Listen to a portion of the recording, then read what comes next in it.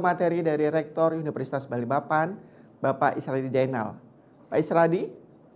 Oke, siap. Siap. Monggo silakan Pak Isradi. Oke, eh, ini saya rencana share screen ya. Oke, ini ada. Boleh. Oke. Siap. Pertama-tama makasih atas kesempatan yang diberikan.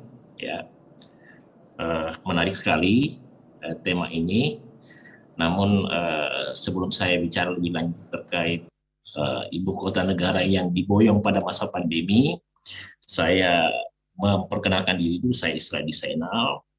Sebelum jadi rektor dan Sekjen Forum Rektor Indonesia, saya adalah Dekan Fakultas Teknik Uniba, yang juga Sekjen Dekan Teknik seluruh Indonesia. Jadi sekedar informasi bahwa sejak awal Pak Jokowi belum tetapkan IKN, kami selalu Dekan Teknik, kemudian Sekjen Forum Dekan Teknik Indonesia itu sudah berupaya semaksimal mungkin memberi kontribusi, masukan, pandangan, dan bagaimana IKN ke depan. Yang perlu kami sampaikan bahwa dari hasil kajian kami bersama Dekan Teknik seluruh Indonesia di bulan Agustus tahun 2019 itu kami berkesimpulan bahwa IKN ini adalah salah satu solusi terbaik. Dengan demikian kita harus kawal, kita harus dukung, ya.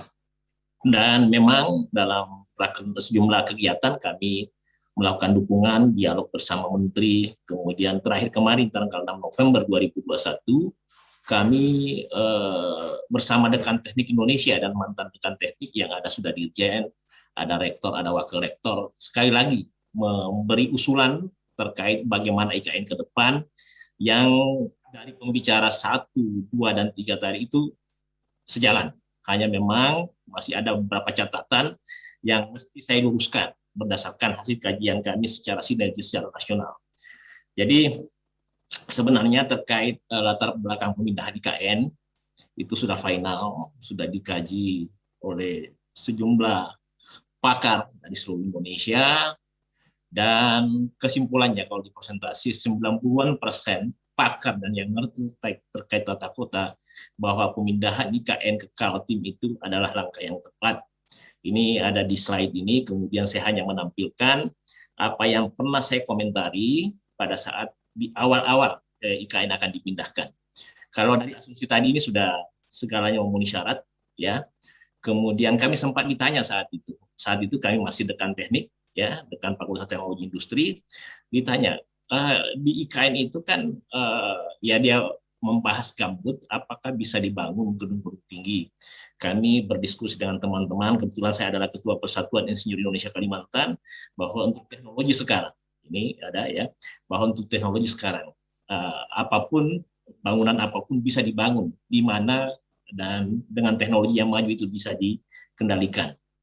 Oke, ini kita lanjut lagi, bahwa secara nasional sudah disepakati bahwa kelebihan Teluk Balikpapan dibanding tempat-tempat lainnya di seluruh Indonesia ini sangat memenuhi syarat, sudah disampaikan, berada di tengah Indonesia, pelabuhan dan bandara yang dekat, akses ke laut, kemudian tidak dikelilingi gunung, kemudian cocok untuk pangkalan militer, dan jauh dari minim gempa. Sekedar informasi bahwa ini di koran nasional, ini sudah mulai dibahas ini ketika terjadi gempa di sekitar Jakarta, yang akhirnya berkesimpulan bahwa salah satu yang tidak terkena ring of fire adalah Kalimantan Timur, khususnya Penajam Pasir Utara dan Kutai Kartanegara. Ini juga tadi sudah disampaikan sama Pak Wasisto bahwa tidak ada solusi lain sebenarnya selain memindahkan IKN ke luar Pulau Jawa, karena masih ada pakar yang misalnya yang mungkin tidak ngerti kondisi unik Indonesia itu menyampaikan kok pindahnya jauh. Mungkin dia tidak paham bahwa saat ini Indonesia itu penyebaran penduduk sangat tidak apa ya, ada yang berlebihan, ada yang tidak. Ini bisa dilihat dari slide ini, ada 57% di Jawa, sementara Sumatera 21,6%, dan wilayah lain itu lebih kurang. Ini juga sudah disampaikan Pak Wasisto bahwa Jawa ke depan mengalami krisis ketersediaan air. Nah, selanjutnya lagi bahwa konversi lahan terbesar saat ini ada di Pulau Jawa. Nah, ini sekedar cerita. Kalau kita ingat indahnya Jakarta itu luar biasa, ya.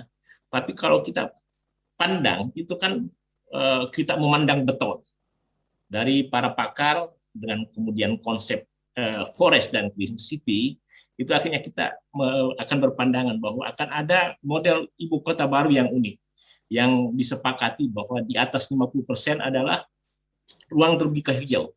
Hutan-hutan dipertahankan sehingga kita tidak akan melihat hutan beton seperti Jakarta, tapi mungkin kalau kita bahasakan dengan konsep smart, green, kemudian sustainable, kemudian forest, itu akan berbeda paradigma terkait Jakarta. Apalagi sekarang zaman era 4.0 dan society 5.0, tapi ada yang kami pesankan bahwa kita jangan berpikir saja bahwa teknologi terbaru, apakah misalnya industri 4.0 sebagai acuan, tapi kita sudah berpikir bahwa IKN baru ini akan menggunakan teknologi masa depan. Ya kalau bisa memang yang diperkirakan lebih baru dari yang akan datang. Oke, ini ada lanjut lagi. Ini ada sejumlah alasan. Dari semua alasan, IKN yang ada di Penajam Pasir Utara dan Kutai Kartanegara sudah sangat oke, apalagi misalnya sudah disampaikan adanya tanah yang sangat luas yang milik negara. Nah, pada kesempatan ini sebenarnya saya sarankan, ini kan apakah boleh diuraikan, misalnya pemerintah, Kepala Bappenas itu diuraikan aja kalau kita mau misalnya membangun daerah ini dengan jujur. Misalnya dari lahan negara 158.000 jiwa itu bagaimana statusnya? Dibuka aja secara luas kepada masyarakat supaya tidak ibarat beli kucing dalam karung. Oke, ini konsep jauh ke depan terkait IKN ke depan, dan terkait dengan topik kita pemindahan IKN di mana di masa pandemi. Sebenarnya kalau tidak ada pandemi, kalau berdasarkan rencana ini sudah ada tahapan. Hanya benar saja tahapan itu tidak kita lakukan karena saat ini undang-undang terkait IKN belum diputuskan. Tapi hitungan saya, kalau kita lihat model di anggota Majelis Pemusyawaratan Rakyat, itu biasanya kalau ketua partai sudah oke, biasanya ke bawah sudah oke semua. Sehingga karena misalnya dari analisis ekonomi, analisis ilmiah, analisis lingkungan, analisis sustainability, dan analisis politik, kalau menurut saya sebagai akademis dari kampus, hampir pasti IKN itu akan pindah ke Penajam Pasir Utara dan Kutai Kartanegara. Ini sejumlah konsep, ya kalau ini bisa diimplementasikan ini luar biasa. Hanya dari segi keteknikan, kami sudah bicara tadi di 7 November bersama dengan Teknisi Indonesia bahwa ini mesti diuraikan secara detail, dan orang-orang teknik kemudian sosial dan lain-lain mesti bahu-membahu dalam merespon ini. Ini secara keseluruhan yang akan dikelola di IKN. Nah, ada tadi yang disampaikan Pak Wasisto bahwa terkait Jawa sentris dan tidak. Ini sekedar informasi kepada Bapak bahwa sebenarnya di Kalimantan Timur, baik Balikpapan maupun IKN baru, itu kita ini kota heterogen. Kalau saya bilang Nusantara dalam arti sebenarnya. Jadi di sini banyak orang Jawa. Kalau di Balikpapan saya itu yang terbanyak Jawa. Jadi saya punya perkiraan tidak akan ada pemikiran Jawa sentris dan non-Jawa sentris. Yang paling utama sekarang bagaimana mempersiapkan SDM di Kaltim itu tidak akan jadi penonton saja. Kebijakan nasional yang sudah dilakukan sekarang semua hanya bicara material, bicara infrastruktur, tapi tidak satu pun disiapkan dana untuk membangun SDM. Saya ngambil sebagai contoh saja, dari 100.000 tenaga kerja konstruksi itu baru 10% yang tersertifikasi. Nah ini, dan untuk sementara belum ada perhatian ke sana. Saya berteman dengan dengan Dirjen Cipta Karya sebelumnya Pak Danis, yang sekarang Wakil Ketua Umum PII, itu dia sempat tanya, tahu nggak Pak Isradi, membangun tol dari Balikpapan menuju Samarinda, itu kalau dilihat SDM lokal, itu tidak lebih dari 3 orang. Nah itu coba dibayangkan. Nah ini sebenarnya yang mesti jadi perhatian juga khususnya bagi pemerintah kota, baik provinsi, kemudian Kutai Kartanegara, Penajam maupun Balikpapan. Jadi kita tidak bicara saja infrastruktur yang kita siapkan, yang paling utama adalah SDM. Sejarah mencatat Jepang dan Rusia yang paling utama dia kembangkan itu adalah SDM. Pada kesempatan ini saya ingatkan semua pihak, jangan lupa bahwa SDM adalah yang nomor satu. Jangan sampai tertinggal, jangan sampai ketinggalan. Ya, ini saya sampaikan ini di Agustus 2019. Ini Dekan Teknik Indonesia saat itu, yang sekarang Wakil Rektor UI, ini Prof. Nisam, Dirjen Dikti, ini Dekan Teknik, dan ini saya. Kemudian ini Dirjen Inovasi, BRIN waktu itu kita berdiskusi, dan pada intinya di tahun 2019 di bulan Agustus itu kami sudah mendukung secara penuh. Di tempat ini kami sudah mengajukan konsep juga yang terlupakan adalah Blue City. Jadi kita jangan lupa, Indonesia itu negara maritim, poros maritim dunia. Apalagi IKN dengan Selat Makassar itu melalui ALKI 2, Alur Laut Kepulauan Indonesia 2. ALKI 1 saja itu mampu mensejahterakan rakyat Singapura dengan tidak kurang 1 triliun per tahun. Nah, ALKI 2 ini potensinya sangat bagus, tapi kalau kurang dilirik maka tidak akan optimal. Saya tahu betul konsep sekarang ini masih di permukaan, dibutuhkan konsep-konsep lebih detail. Oke, saya lanjut. Ini kami secara aktif kemarin memang memberi perhatian, ya, dan ini pernyataan-pernyataan kami bahwa mesti Green City, Forest City mesti dilengkapi dengan Blue City, mengingat alur kepulauan laut Indonesia yang lebih besar. Oke, ini salah satu stadium general yang menghadirkan dulu di bawah BRIN, ya, ini Dirjen Penguatan Inovasi Pak Dr. Jumain. Dan pada saat kita bicara bagaimana IKN itu aman dan nyaman, itu salah satu yang perlu diperhatikan itu memang bahwa heterogenetas, kemudian perhatian kuat kepada warga lokal mesti diperbaiki. Dan nyaman itu identik dengan kondisi bahwa green dan forest city sudah harus dikembangkan. Ini pada saat kami bicara ALKI 2, jadi kami memang undang seluruh dekan teknik seluruh Indonesia untuk bahas ini, ya. Kita bahas, dan akhirnya dalam sejumlah kegiatan kami sempat berdiskusi dengan Dirjen PUPR dan sejumlah kementerian. Nah, yang penting yang saya sampaikan di sini bahwa pada dasarnya kalau bicara pemindahan IKN di masa pandemi sebenarnya sudah bisa dilakukan secara bertahap dengan konsep seperti ini. Secara bertahap yang saya maksud, ya kan ini kita butuh konsep desain yang banyak. Misalnya sekarang undang-undang akan disiapkan peraturan pemerintah, akan disiapkan peraturan menteri, dan yang utama RT RW yang mesti dilengkapi. Jadi kita jangan membangun bongkar, kita harus belajar seperti Lee Kuan Yew lakukan, bahwa kita bangun Singapura bukan untuk 100 tahun, kalau bisa 300 tahun ke depan. Ini yang mesti dikembangkan. Dan khusus masalah transportasi, ini kami pernah diwawancara sama wartawan, itu kami sampaikan salah satu kunci kemajuan IKN di masa depan adalah sistem transportasi. Kemarin Dirjen Dikti di 7 November 2021 di Ternate disampaikan bahwa sistem transportasi listrik dan transportasi massal. Kalau kita di Jepang atau di tempat manapun, kalau kita lihat masalah transportasi, satu-satunya yang membuat maju seperti Singapura juga adalah transportasi massal. Ini yang mesti kita kembangkan. Nah, di kesempatan ini saya waktu diwawancarai itu saya sempat sampaikan, ya, yang saya sampaikan itu bahwa di IKN mesti sistem transportasi yang dipakai adalah sistem transportasi massal. Kemudian yang kedua yang saya sampaikan bahwa kalau bisa ke depan IKN mencontohi Balikpapan untuk tidak menggarap yang namanya tambang ilegal, ya, karena tambang-tambang seperti ini atau tambang seperti batu bara yang memang tidak diperlukan untuk IKN misalnya, itu harus jelas, dan itulah yang bisa dilakukan di saat pandemi, tidak harus berbentuk fisik. Yang kedua yang bisa dilakukan di masa pandemi dalam kaitannya kepindahan IKN, sebenarnya begini, Kaltim itu memberi kontribusi yang sangat besar ke negara. Kalau saya tidak salah, menurut sejumlah anggota Dewan, lebih dari 500 triliun per tahun. Yang kemudian yang diberikan ke Kaltim sangat sedikit. Sehingga pada kesempatan ini, kalau disuruh bicara IKN mahal, saya heran. IKN mahal tidak dong kalau misalnya kita bicara APBN. Itu cuma 89 triliun. Itu pun multi years. Iya kan? Bukan misalnya tahun ini, tahun sekian, bukan.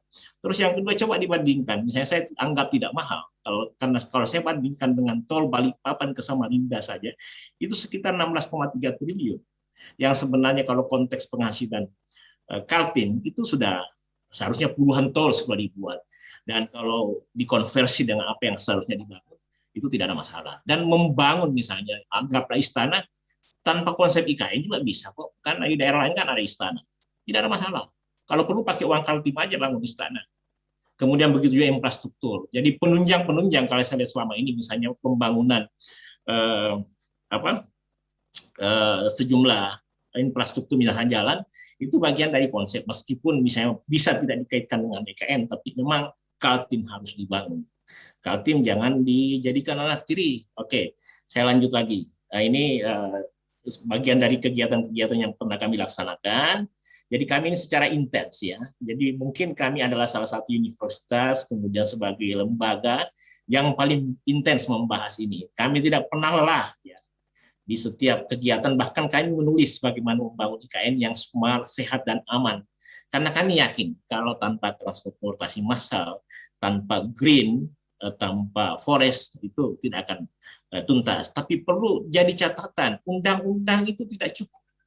Undang-undang peraturan pemerintah, undang permen tidak cukup. Mesti ada SOP yang jelas, mesti ada kesepakatan yang jelas, tugas dan tanggung jawab yang jelas untuk implementasi ini. Karena kalau masih abu-abu, kita sudah selama ini melihat, misalnya saja di Kalimantan Timur, tambang ilegal itu banyak, kemudian karena undang-undang udah ditarik ke pusat, kemudian di satu sisi kita sudah paham bahwa fungsi gubernur adalah wakil pemerintah pusat. Kemudian pemerintah daerah sepertinya tidak dikasih wewenang untuk mengawasi tambang ilegal itu. Padahal nyata di Undang-Undang Dasar menyatakan bahwa yang terkait kesejahteraan masyarakat, terkait kecerdasan bangsa, itu harus diawasi oleh pemerintah, dan dalam hal ini kalau ya, gubernur adalah wakil pemerintah pusat. Nah, ini kota sehat harus dirancang. Saya juga khawatir ini semoga ke depan terkait otorita ini memang harus tuntas, harus jelas. Yang itu saya sependapat dengan Pak Wasisto, karena jangan sampai disalahgunakan wewenang itu. Karena kalau membaca undang-undang IKN itu bisa berbahaya juga kalau misalnya tidak ada pengawasan. Jadi mesti jelas SOP itu. Kemudian ini sekedar penyampaian, kami juga sempat berdiskusi dengan banyak rektor, ada rektor ITS, ada rektor ITK, ya. Kami pada prinsipnya kampus itu siap dalam mengawal dan menata IKN. Kalau saya presentasikan, hampir 100% rekan teknik se-Indonesia yang paham terkait bagaimana pembangunan IKN, insya Allah akan mengawal IKN secara bagus. Ini beberapa konsep yang kami berikan karena waktu terbatas, mungkin akan yang pasti kalau konsep smart menurut kami ada dua, smart city dan smart people. Jadi city dan people, infrastruktur dan people. Kunci sukses pembangunan IKN adalah sumber daya manusia. Ini ITS juga teman kami, kemudian begitu juga Dr. Hetiva, wakil kita di pemerintah di DPR RI ikut mendukung. Ini versi kami selaku rektor bagaimana membuat kekhawatiran dari Pak Wasisto Raharjo ke depan itu kami bisa jawab dengan model seperti ini. Jadi itu kemudian kami tidak pernah berhenti mengajak semua pihak untuk menata IKN. Untuk warga Kalimantan Timur, inilah waktu yang terbaik untuk bagaimana ya Kalimantan Timur ke depan, bagaimana Indonesia Timur ke depan. Sejak zaman Pak Harto kita sudah bicara Indonesia Timur, bagaimana membangun Indonesia Timur. Nah, inilah saatnya. Ya, tinggal bagaimana kita bersinergi satu sama lain. Jangan pernah berpikir bahwa IKN akan memberikan kita semua. Akan tetapi tanpa keterlibatan kita semua secara detail, IKN itu akan sia-sia. Yang pasti kita bersyukur pemerintah sekarang ada yang berani menyatakan kita pindah, ya. Dan apapun itu konsep Pak Jokowi untuk menjadikan IKN itu terbaik misalnya di Asia Tenggara atau misalnya kota masa depan yang bisa menjadi percontohan, itu memungkinkan dilakukan. Jangan pernah berpikir bahwa membangun IKN itu mahal. Kenapa? Ya karena kan itu nantinya kalau misalnya IKN ini berkembang, sudah ada Alki 2 dan sudah ada yang lain-lain, itu uang yang sekian itu akan cepat kembali. itu sedikit sekali itu. Kalau misalnya dibandingkan dengan, saya kasih contoh saja, salah satu potensi bisnis yang ada untuk kapal HTS itu saja disewa biasanya 500 juta per hari. Itu sedikit sekali untuk bicara terkait yang mahal-mahal. Coba bandingkan misalnya kereta listrik, berapa itu? Kalau saya tidak salah, puluhan triliun juga. Orang tidak pernah anggap mahal, padahal secara ketergunaan itu masih belum pas hingga saat ini.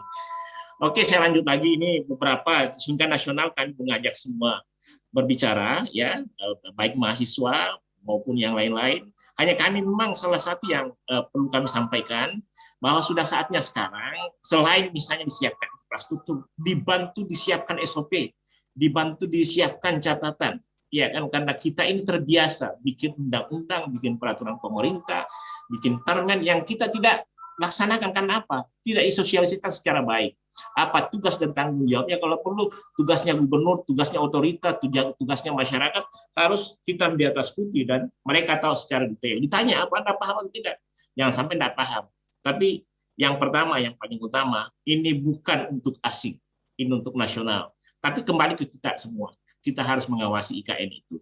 Ini saya lanjutkan lagi, ya ini kemudian Dirjen Dikti pernah datang ke Uniba, kita sudah bicara bahwa kami siap dukung Balikpapan penyangga IKN. Makanya apa yang disampaikan oleh tadi yang mewakili wali kota itu luar biasa. Kami selama ini akan bersinergi dan inilah yang akan kita lakukan. Yang pasti di paradigma seperti ini masih banyak paradigma yang memakai paradigma konvensional yang menyatakan bahwa sekian ratus orang akan datang. Itu tidak seperti itu. Ke depan itu zaman society 5.0. Ya kan, tapi saya menguatkan kembali, saya sependapat dengan Pak Wasisto dan juga tentunya Pak Jokowi bahwa IKN yang kita bangun itu hanya pusat pemerintahan, pusat ekonomi dan bisnis tetap Jakarta, dan memang tidak butuh hukum alam yang akan mengatur itu. Selama ini di mana ada semut pasti, di mana ada gula semut pasti akan berkumpul, dan percaya saya bahwa Kalimantan Timur pusat IKN sekarang, Penajam Pasir Utara, itu sangat potensial. Jadi, oke, ini kami lanjutkan aja terus, sedikit lagi sudah mau selesai. Oke, ini beberapa kegiatan kami dengan Rektor, kemudian dengan PII, jadi kami orang Persatuan Insinyur Indonesia, yang Presiden pernah panggil, itu Persatuan Insinyur Indonesia bersama asosiasi lain, untuk diminta mendukung IKN. Saya kebetulan secara nasional adalah pengurus pusat, kemudian insya Allah kami akan kawal, apalagi kami orang Kaltim. Saya pernah bicara sama Menteri PUPR, saya sampaikan kenapa kami getol setiap detik, setiap menit kami kawal IKN, karena kami Ketua PI Kaltim. Kami akademisi Kaltim, yang meskipun swasta sering tidak lirik, ya padahal meskipun siang malam betul keringat memikirkan bangsa dan negara. Ini mesti dikoreksi, jangan bicara soal negeri saja. Ke depan ini zaman sekarang, paradigma berpikir harus dirubah. Paradigma harus berpikir harus dirubah. Semua harus tahu bahwa zaman ke depan itu zaman society 5.0. Siapa yang paling pintar, siapa yang cerdas, siapa yang rajin membaca, dan yang pasti pengabdian masyarakat adalah luar biasa. Dan sinergi dengan yang lain. Tidak akan pernah lagi bahwa tunggal, apakah UI, UGM, tidak bisa. Ya, itu saya perlu sampaikan. Kemudian ini pernah kami sampaikan sepaku negara dan paku negara sebagai nama IKN, karena kami ingin, ya ini berdasarkan bisikan juga dari teman-teman Persatuan Insinyur Indonesia, bahwa sepaku negara itu supaya kata-kata sepaku tidak hilang, ya kan, apalagi negara, ya kan, sepaku juga kalau disingkat juga sepaku ini seputar Penajam Pasir Utara dan Kutai Kertanegara. Paku negara juga kalau disingkat Penajam Pasir Utara, Kutai Kertanegara. Jadi janganlah dihilangkan jejak lokal terhadap IKN ini. Kemudian kebetulan kemarin di 7 November, Dekan Teknik se-Indonesia dan mantan dekan yang sudah ada jadi dirjen, ada rektor, ada wakil rektor, itu mengusulkan nama Paku Negara sebagai penghormatan kepada Penajam Pasir Utara dan Kutai Kertanegara. Saya secara pribadi dalam banyak hal menulis Paku Negara, tapi kebetulan kemarin teman-teman ingin Paku Negara supaya dia bilang nggak susah, karena Paku itu adalah pemersatu bangsa. Tantangan kita ke depan bercerai-berai, disintegrasi, mesti dipaku, dan tempatnya adalah Paku Negara. Paku adalah juga pemersatu. kita inginkan itu karena kebetulan kita berada di tengah Indonesia. Kami sebenarnya ada banyak tulisan. Ketika bicara misalnya tidak ada air, ini sudah selesai. Kami sudah kaji, kami sudah bicara dengan pakar dan secara khusus pada bulan lalu kami bicara dengan PUPR, itu sudah disiapkan semua. Ada banyak metode dan cara untuk IKN di sepaku negara. Bahkan tidak bicara lagi air bersih, airnya langsung diminum. Itu sudah disiapkan teknologinya dan itu ada. Memang baik, Pak Isradi, bisa dipercepat Pak Isradi? Oke, ini tinggal 3 slide lagi. Siap. Oke, jadi ini latar belakang semua selesai. Penutup, ya kan? Ini tanggal 7 November dimediakan tanggal Kongres 3 FPTI bahas IKN baru dan usul nama IKN. Kami banyak konsep terkait pertanyaan-pertanyaan semua penanya tadi dan pertanyaan nasional yang tentu saja kita sudah anggap selesai. Itu saja yang saya sampaikan, ini beberapa dokumen yang ada, dan terima kasih. Wassalamualaikum warahmatullahi wabarakatuh. Bravo, Tribun Timur. Terima kasih. Terima kasih. Tribun Kaltim, Pak Isradi. Tribun. Baik, Pak Isradi Jainal, Rektor Universitas Balikpapan, atas materi yang tadi disampaikan. Kami ingatkan kembali kepada para peserta webinar untuk bisa mengisi prompt presensi yang sudah di-share oleh panitia di kolom chat. Jangan kemana-mana, kita akan kembali saat lagi tetap di webinar nasional Tribun Kaltim.